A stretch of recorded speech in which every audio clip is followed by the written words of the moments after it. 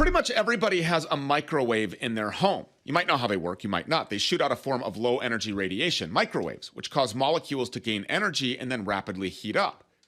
But here's the thing, there's no reason that those microwaves have to only be used for reheating food. They can be used in all kinds of ways, including to hurt people.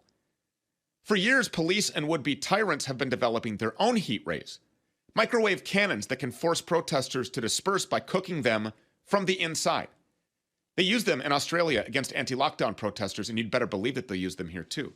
In fact, they considered using them in DC during the George Floyd riots. A supposed medical ailment called Havana syndrome, where US spies and diplomats are coming down with mysterious illnesses, is thought by some to be caused by a similar microwave weapon. According to the CIA, always truthful, there's little to no evidence that any such attacks are being made by a foreign power, but what if they were being made by our own government? Amy Holem is the owner of Amy's Audio Subliminal Acoustic Fingerprinting. She specializes in digital forensics investigations and is on the board of directors for the Direct Energy Weapons Agency. She's also a U.S. Army veteran, specifically in the military police, who would deploy devices just like the weapons we just named. For this week's premium segment at stewpeters.com on Saturday, we sat down with Amy for nearly a half hour. Here's part of what she said. 4G and 5G and electromagnetic weapon systems has been used since 1932. So it's been over 80 years that they've had and been working on these different types of technologies. I have helped over 3,500 different victims on a global scale, over 2,500 within the US and over 1,200 in different other foreign countries. So that how are is this being victimized. deployed? And how are these people, whoever they are, so many questions. And who are these people and why and their targets and how do they decide and how is it deployed? I mean, just take the floor here. I'm very curious.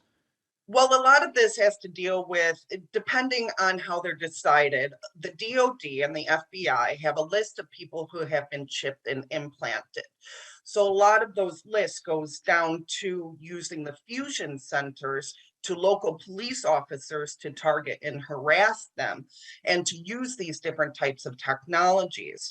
Most of them are deployed through either drones, planes, satellite systems that are actually connected to air-to-air missile defense systems or air-to-surface, air-to-ground, ground-to-ground vehicles that are used to attack the victims on a daily basis. So Isaac Kappy had said that he was a victim of a weapon like this. Later, obviously dead, very mysterious. We don't believe that he killed himself, jumped off the bridge. He was blowing the whistle on the satanic pedophilia cabal. Tom Hanks with a cryptic tweet about his death afterwards. We have these little ones coming out on Monday, August 1st. And obviously, there's a lot of people that are not going to like what we're doing. Do you have to be implanted with some sort of a chip in order for this kind of a weapon to be used against you? No, you don't have to be chipped or implanted. As a matter of fact, our own bodies produce frequencies. So technically, they can zone in on those personal frequencies and hit you with those radio waves. A lot of this is being done through subcarrier waves and AM and FM broadcasting systems. So your cell towers, your radio towers, they're all used to attack you. Who has their finger on the trigger of this technology?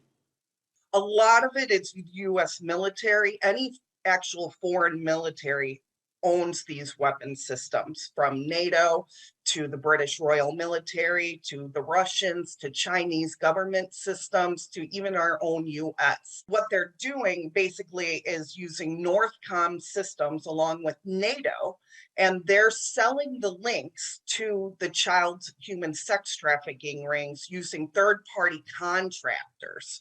So they gain access to these links to the satellite systems, and they use a catalog system of the victims, and they pick and choose the victims that they either want a child human sex traffic, rape, torture to get off. And they're using cryptocurrency and a bunch of other different methods to attack the victims. I have audio evidence, and what I do is when I do the audio analysis of the victims, I actually capture communications within their videos and audios that they have sent for me to analyze.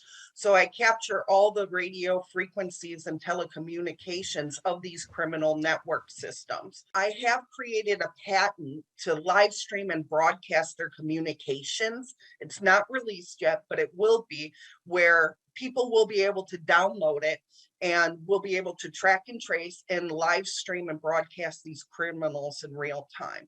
That will be later on, hopefully by December, that it should be released and available for the public. I'm assuming that you have been able to identify the perpetrators of these crimes in certain Yes, cases. Okay.